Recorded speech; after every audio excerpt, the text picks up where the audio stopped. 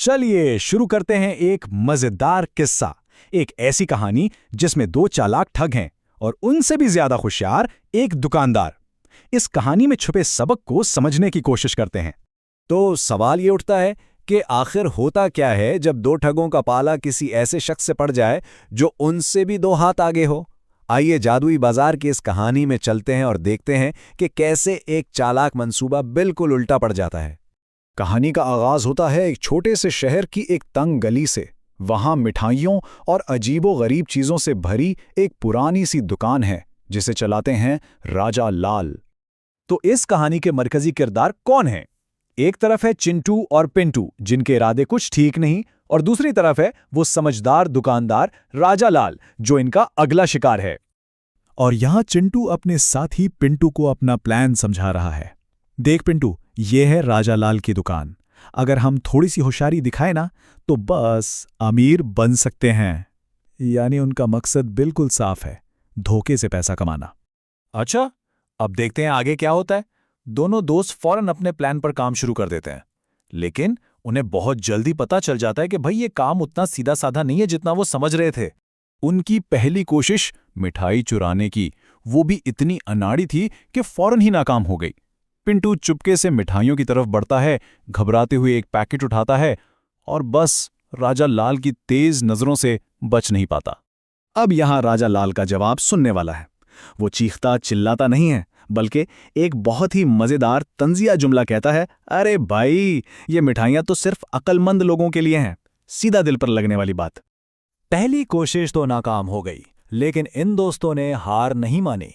अब उन्होंने फैसला किया कि प्लान को अगले लेवल पर ले जाना है, और वो भी रात के अंधेरे में। तो इसी रात अब मामला छोटी मोटी चोरी से कहीं आगे बढ़ चुका था। चिंटू और पिंटू सीधा दुकान का लॉकर तोड़ने की कोशिश करते हैं। इस बार रिस्क बहुत बड़ा था। लेकिन जैसे ही वो अपने काम में लगते हैं, अंधेरे से एक आवाज आती है, कौन है वहां? और उनके तो होश ही उड़ जाते हैं। बिल्कुल रंगे हाथों पकड़े गए। अब चिंटू क्या करता?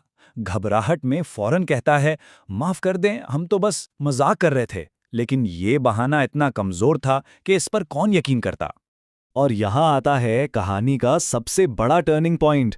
एक ऐसा मोड़ जहां कहानी आम तौर पर जिस तरफ जाती है उससे बिल्कुल अलग हो जाती है। देखें, आम तौर पर क्या होता, उन्हें सजा मिलती, गुस्सा किया जाता, लेकिन राजा लाल ने एक बिल्कुल मुख्तलिफ रास्ता चुना। इसने उन्हें सजा देने के बजाय उनकी रहनुमाई करने का सोचा। राजा लाल की अक्लमंदी का सबसे बड़ा सबूत यही है। उसने कहा, अगर तुम लोग सच में कुछ सीखना चाहते हो तो आओ, मैं तुम्हें काम सिखाता हूं। उसने उन्हें एक दूसरा मौका दिया, सुधरने का, सीखने का। यह सुनकर चिंटू फौरन बोला, हम सीखना चाहते हैं, हम अपनी चालाकियों को सही जगह इस्तेमाल करना चाहते हैं। दोनों को अपनी गलती का एहसास हो चुका था और वो इस मौके को खोना नहीं चाहते थे। तो अब देखते हैं कि इस एक फैसले ने, इस एक रहमदिली ने चिंटू और पिंटू की जिंदगी को कैसे हमेशा के लिए बदल दिया। ये तब्दीली फौरन नहीं आई, इसमें वक्त लगा। पहले उन्होंने दिल से माफी मांगी, फिर काम सीखना शुरू किया। धीरे धीरे राजा लाल का भरोसा जीता और आखिर में वो उसके लिए खानदान जैसे बन गए।